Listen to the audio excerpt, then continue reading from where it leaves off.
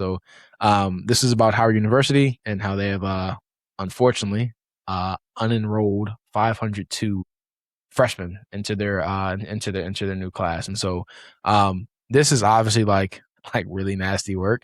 But yes, like I said, so like this is like it's covered like by so many different articles, bro. I'm reading right now like on AP News, right? So on Howard on this past Friday, Howard confirmed they sent an email notification to students, to 502 first time in college students whose account did not reflect the required enrollment and financial obligations by the previously communicated deadlines. So according to article, starting in March, the unenrolled students began receiving specific communications about enrollment requirements, payment expectations, and deadlines via email and orientation sessions, the school said.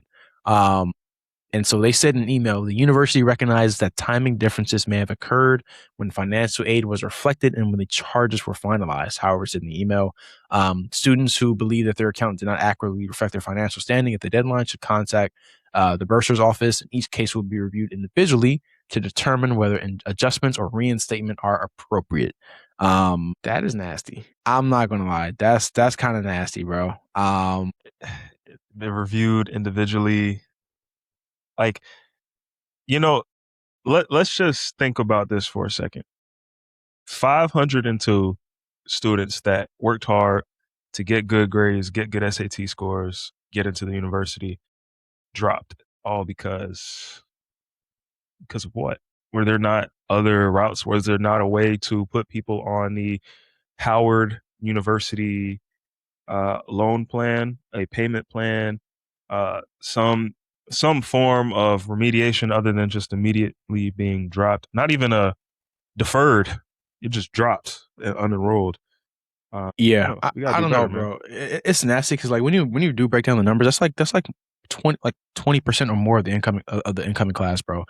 There has to be like a lot more to it because I'm like that's just by no there's just no way a HBCU, let alone any higher education institution, is doing something like this so casually, bro. Like 500 students. That's 500 students who essentially like had their lives or had their minds and dreams and hopes set on Howard and moving out to DC. And it's like obviously, I mean Howard is an expensive school, bro. Especially Yeah. in terms of HBCU education. Like Howard is definitely on the more expensive side. I don't know if they're the most expensive. They probably, if they're not one, they're two right after Spelman, bro. That's for sure. But yeah, I don't know. It's like, and the question, like the first question I have is like, why, if you guys knew, that you were going to make a decision like this, and that like, cause I'm like, it just doesn't make sense to me because like there are like a ton of, I know for a fact that even at ANC, bro, like there are times when people like incoming freshmen or people that are like getting ready for the new school year,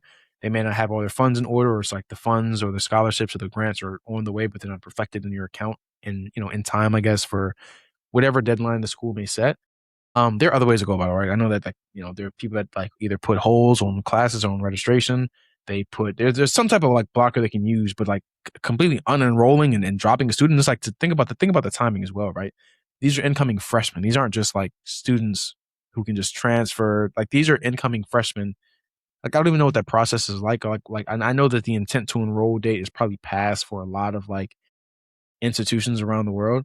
So it's like what's next for like for a student in these shoes, man? Like where do you go from here, right? Like your dream school. I'm sure a lot of these students, this was their dream school. They had their their hearts and their minds set on Howard and studying at Howard.